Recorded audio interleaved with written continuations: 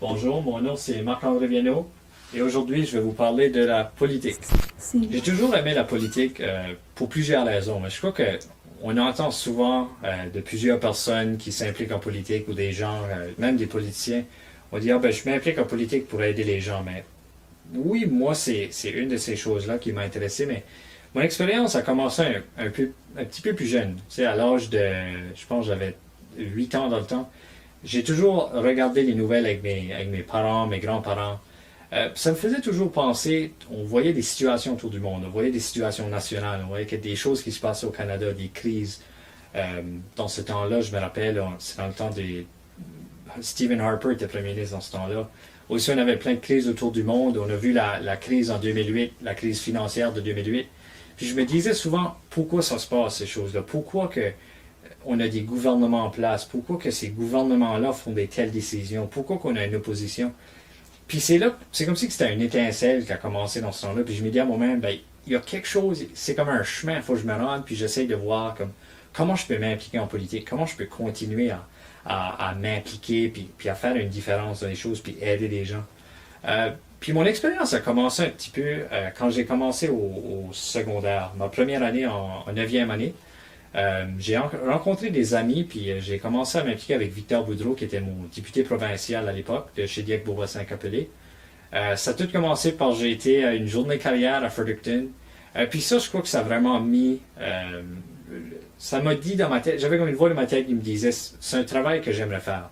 Je sais pas si je veux être député, je sais pas si je veux être premier ministre, je sais pas si je veux juste travailler dans l'arrière-scène de la politique, mais je veux avoir un rôle à jouer en politique. Je veux trouver une façon de pouvoir créer des idées, participer à la planification des idées, participer à la planification d'événements. C'est toujours quelque chose qui m'a resté là.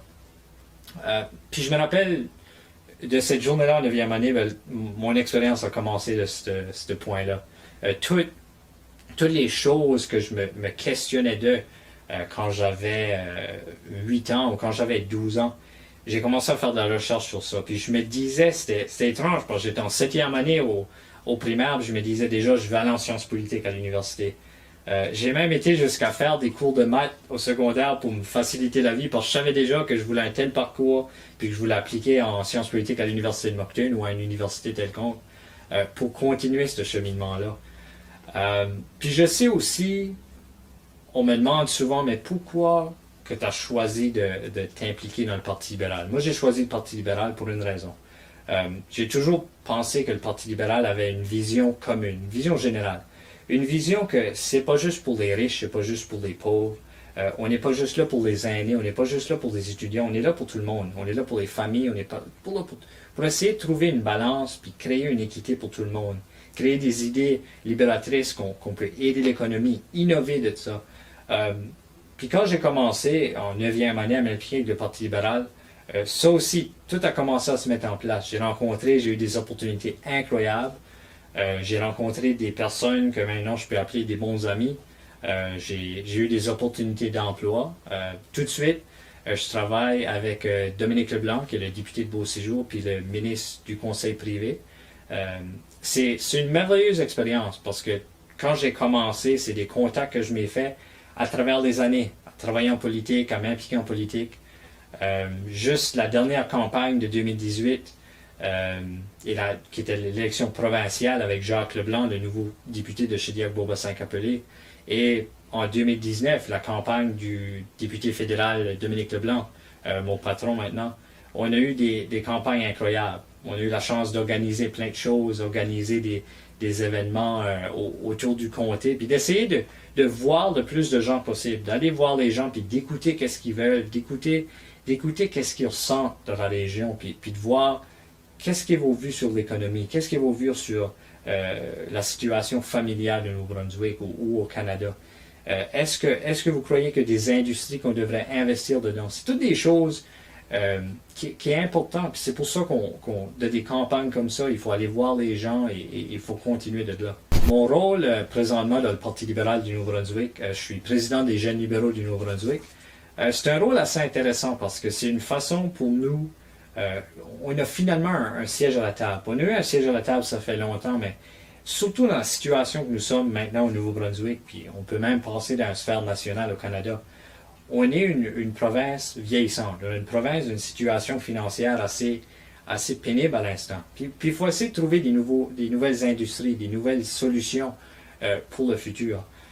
Juste à l'Université de Moncton, c'est ça que j'aime, d'avoir gradué de graduer en sciences politiques à l'Université de Moncton. Ça me fait parler avec des jeunes du même entourage que moi, des jeunes qui ont les mêmes passions que moi, puis des jeunes qui veulent trouver une façon d'aider le Nouveau-Brunswick, puis d'aider notre pays.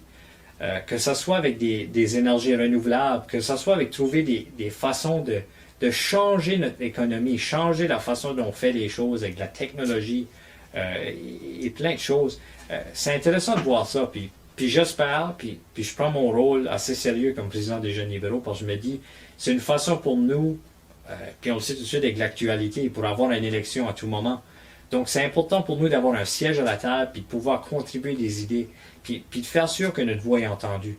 Parce que souvent, puis j'entends ça, j'ai déjà entendu ça de des politiciens, puis même des gens dans notre communauté, qui disent, ben les jeunes ne connaissent pas la politique. Les jeunes ne sont pas intéressés à la politique, ils ne veulent rien savoir, puis les jeunes vont ruiner notre province ou notre pays. J'entends souvent ça. Puis une réplique que je dis souvent, mais on les donne-tu la chance? On les donne-tu la chance vraiment de s'impliquer? On les donne-tu la chance de leur trouver un chemin en politique, ou leur trouver un chemin dans l'appareil gouvernemental, ou même de se trouver un emploi en politique ou dans le gouvernement? C'est comme si que des fois on essaye de nous restreindre puis nous mettre dans des petits cadres, puis on essaye de nous diviser. On parle de politique, mais on peut voir des situations autour du monde où les jeunes et les personnes plus aînées, ou les professionnels, ou les gens qui n'ont pas d'éducation sont mis de côté. Mais au Canada, c'est ça qui est intéressant. On essaye de mettre tout le monde ensemble et de créer une discussion et de créer un gouvernement qui va fonctionner avec plusieurs sortes d'expertise. Mais même si nous sommes au Canada, puis on n'est pas, exemple, aux États-Unis, où tout de suite on voit une division incroyable, que ce soit de race, que ce soit de sexe, que ce soit de n'importe quelle chose, il y a beaucoup de divisions aux États-Unis. Mais au Canada, on voit encore des divisions. On voit des divisions raciales, on voit des divisions d'âge, on voit des divisions au point de vue salarial.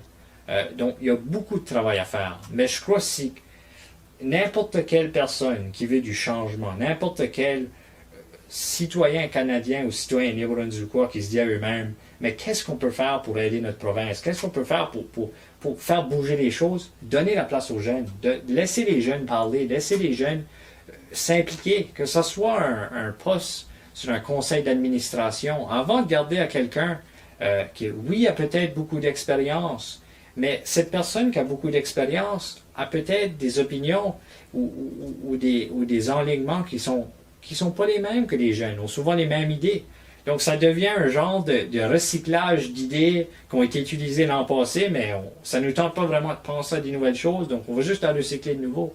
Tandis que les jeunes amènent un bagage incroyable, un bagage nouveau qu'on a la chance de prendre, puis de dire dans n'importe quelle sphère politique qu'il y a, de dire, regarde, on a des nouvelles idées, on a une façon de changer les choses dans notre façon. On a une façon de donner des idées qui peuvent être des fois farfelues puis être un peu radicales, mais c'est pas toujours radical.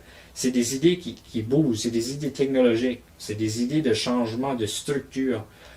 Et c'est des choses, et c'est un enlignement qu'il faudra faire éventuellement. Parce qu'on pourra se retrouver dans 5, 10 ans d'heure où on ne fait pas l'effort d'impliquer nos jeunes et on va tomber dans une crise où on n'aura personne qui va se présenter en politique parce qu'il y aura des jeunes qui ne pourront pas savoir comment voter. Il y a des jeunes qui ne sauront pas comment se présenter devant le public. Ils ne sauront pas comment contribuer à l'appareil gouvernemental.